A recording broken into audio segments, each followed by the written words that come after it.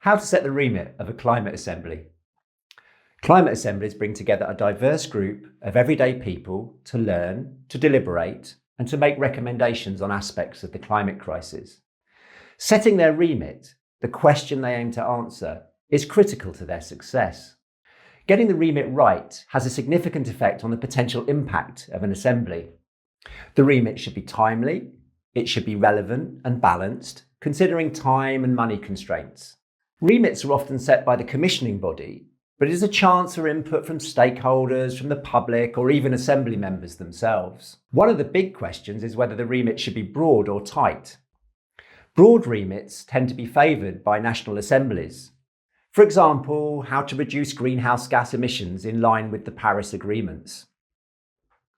Tight remits can focus on specific policy challenges and dilemmas, like flooding, energy costs, or air pollution.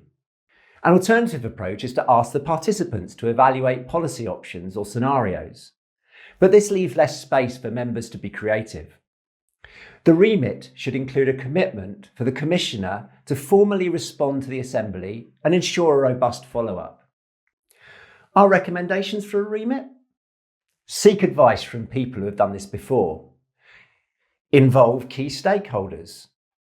Be explicit about the policy dilemmas and opportunities to affect policy development.